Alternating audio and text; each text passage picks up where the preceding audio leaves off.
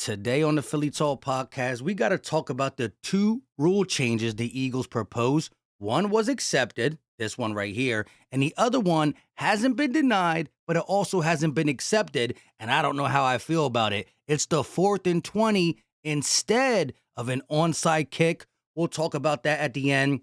But we also got to get into what Howie Roseman and Nick Sirianni said at this breakfast meeting, NFL, whatever you call it. I like what he said about Reid Blankenship. I like what he said about Trey Sermon. And of course, I love what he said about Jalen Hurts. This is Philly Talk with Philly Mike. Talking Sixers in the Bird Gang, that's I like. Competition, we ain't scared, yeah, that's what we like. Win or lose, you know we showing up and we gon' fight.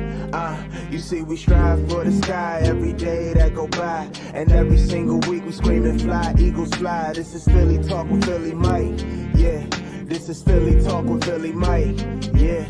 What is going on, everybody? I go by Philly Mike, and this is the Philly Talk podcast. And today, we got a lot to get into. But before we do that, Eagle Nation, help your boy out and hit that like button. Y'all been killing it. Subscribe if you are new and ding the bell. We need more people to grow Notification Gang. Shout out to Notification Gang, though. I see y'all. Let's get into it.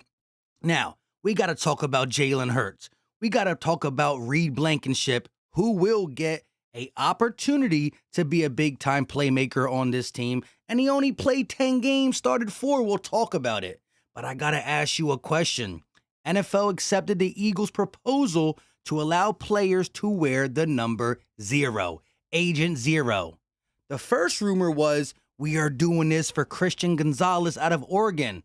I'm not sure how much we are doing it for him now, but who do you think would look fire in the number 0 in white, black, and midnight green?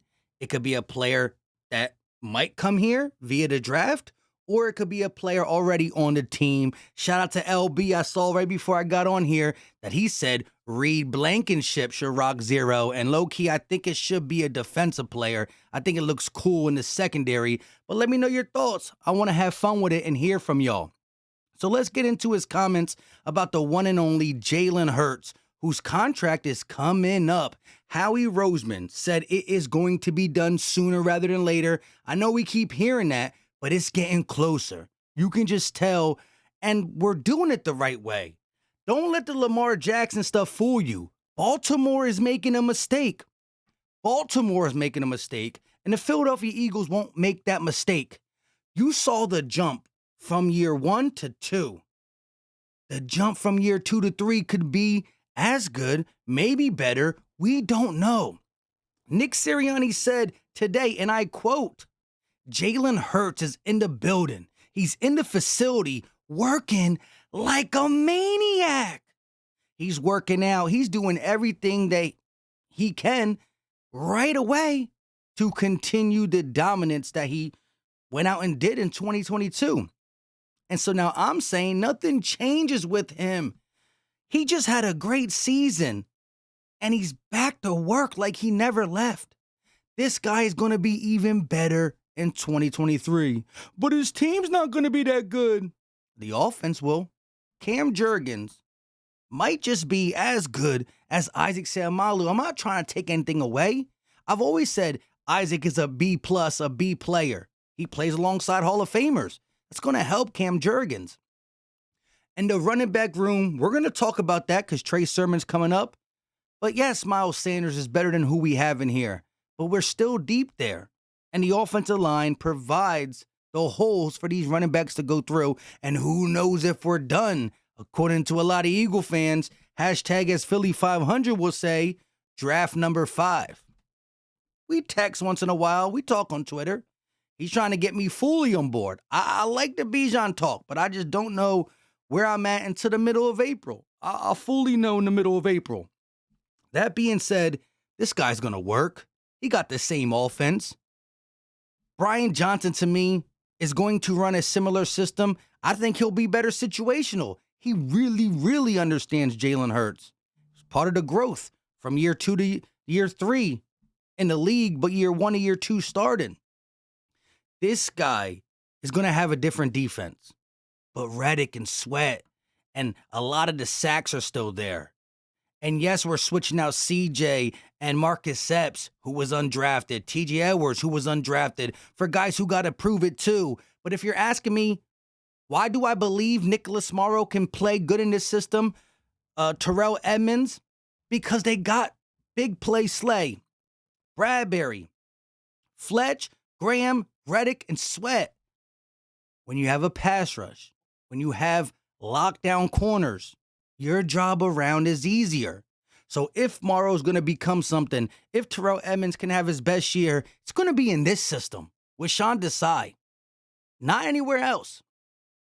Let's talk a little bit about Reid Blankenship, right? I don't got the picture of him, but I tweeted this and I tweeted at him. Hopefully he comes on the podcast. If you follow me on Twitter, make sure you go retweet and like, because I did say I love to get you on the podcast. But Nick Sirianni said, of course I got belief in Reid Blankenship. If I trusted him last year, why would I not trust him this year? Part of the reasons we felt comfortable enough to let guys like Marcus Epps go is because of the trust he has in Reid Blankenship. And I said the Eagles showed that they trusted Reid Blankenship last year while being an undrafted rookie free agent. He has 10 games under his belt, 4 full starts, and I like what I see. Now, I can't swear that he's going to be the next starting safety for 5 years for the Eagles, but I am ready to see his full capabilities. The tackling is on point. I saw some ball hawk in him. He has to work on some angles and certain things. He's not finished growing. But we've seen guys in this defense over the last couple years. TJ Edwards was behind a bunch of bad linebackers. Nathan Gary, Alex Singleton, who's actually playing pretty good in Denver. They were ahead of TJ on the depth chart. Now we acting like we lost Ray Lewis in his prime. No, he was good. But so are these other young guys who's going to have the opportunity around this core of cornerbacks and pass rushers. Reid Blankenship's job is going to be a little easier by bringing Terrell Edmonds in and having Slay, Bradbury, Maddox, and even Greedy in whatever capacity he plays around him. Avonte can flirt back there in safety too. Like, if Reid can't cover the deep things and he's still our tackling guy, you can still move stuff around, disguise. That's Sean Desai's job. And I do believe in Reid Blankenship, and I'm fully invested in seeing what this guy can do behind this Eagles defense. Something that kind of shocked me that Nick Sirianni said, and he kind of said it with confidence. He praised Trey Sermon a lot, and I'm like, man, I saw Trey Sermon running the Jacksonville Jaguar game in the what was it? The rain game. It was like a tsunami or whatever you call it, right? It rained cats and dogs that day. He ran pretty good, and he ran in a couple more games, but we did not use him. Now, no Miles Sanders. How durable will Rashad Penny be? And this is only if we end up not drafting number 5, Bijan Robinson, right? Nick Sirianni has high praise for Trey Sermon. I can't tell you how many times at practice he's made a cut, or I just saw him make a play on a screen or whatever it was, and you're like, man, this guy got to get a chance to, I can't read. This guy's got a chance to be really good. I wish we could get him more touches. So with the horrible reading by Philly Mike, Nick Sirianni saying that there were times in practice where he opened the coaching staff eye like, dang, you see that cut? You see that catch? You see that run? I wish we can get him in. But we have Miles Sanders. And you know the depth chart. Now, if he's really that good, just put him in the dang gang, right? Put him in the dang game. But we're going to see how year 2, again, we got him in the middle of last year, right? We acquired him from the Niners, or after the Niners released him. I forgot if we traded for him or we acquired him after they released him, but it was during the season. Now he's going to have a full offseason with the Eagles to really understand what we're doing. You know, the running back room is as wide open as it ever could be because everybody's making $2 million or less. If Trey Sermon says he's better than Rashad Penny and Kenny G physically in camp, you can't deny what's right in front of you, right? You can't.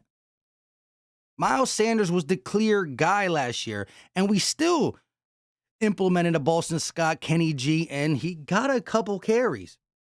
This could be the year that he shows that, hey, I wasn't just productive at Oklahoma and Ohio State. I can run the ball between the tackles, outside the tackles, all that stuff. And again, it all depends on what the draft picture looks like, whether it's Bijan, whether it's Gibbs, whether it's Tank Dell, whether it's Zach Charbot from UCLA, right? Like a later third round, second round running back draft pick. That all still depends. But there were high praises, and this is the first time I got to actually hear Nick Sirianni talk that highly of one Trey Sermon, so I took note of that for sure. Last but not least, we talked about the rule change that was passed, Agent Zero. Who do you think will look best in it? But this is the other thing, and I made a video about this a couple weeks ago, about a month or two ago. The Eagles' rule proposal to allow 4th and 20 attempt to keep possession instead of an onside kick. So, again, Eagles just scored a touchdown, but we're still losing by 7. We need to get the ball back because it's late in the game. The Eagles got to kick an onside kick. This will say, no, we don't got to do an onside kick. We elect to do a 4th and 20 scenario. If we get it, it's our ball. If we don't, it's your ball. You only really go for onside kicks in them type of scenarios. Some people do it after halftime because they're, just trying to get a spark or whatever. This makes the game too XFL for me, too video game-like to me. Again, it says right there, it didn't fail or pass. They will continue to maul it over. In a video game, it might be cool, but I don't like changing the National Football League rules. It's been around. We've been doing it this way. Keep it this way. Let me know your thoughts in the comment section on the 4th and 20 attempt instead of onside kick. Eagles proposed that. It hasn't been decided yes or decided no, but I'm okay with it going bye-bye, going away.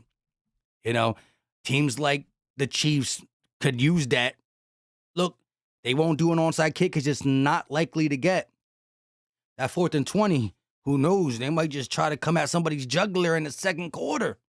I'm just saying. Now, the Eagles' offense is going to be nice too, but I could see it paying off for a team that scored a touchdown, don't have no timeouts, right? 2 minutes and a minute and 45 seconds left, no timeouts. You just scored. If you kick off the ball, they get it. They're going to waste the clock out. If you onside kick it, they're still likely going to get it. So you do the 4th and 20 thing because you got nothing to lose. But again, I think it's too XFL-ish. I can't co-sign that. Let me know your thoughts in the comment section on Reid Blankenship, Jalen Hurts' work ethic, Trey Sermon's, the number 0, who should get it, and then let me know your thoughts on this as well. Hit that like button for your boy. It's free. It's easy. It don't cost a thing. Subscribe if you are new and ding the bell. Listen, if you watch the Philly Talk podcast all the time, make sure you got the bell hit. Just double check. Double check the bell. So you know when we drop videos or go live. Because look, I've been dropping content for free for the last 2.5 weeks. But once April 8th comes, April 8th is a day I can get back monetized on YouTube. We're going to be setting up a bunch of live streams. Battlebird Podcast, Back Like It Never Left. Goat Talk Like It Never Left. We still been dropping videos, but we got a lot of stuff planned live and recorded just in the nick of time for the draft. So shout out to y'all. Appreciate the love and support. Until next time, you know what time it is. We out.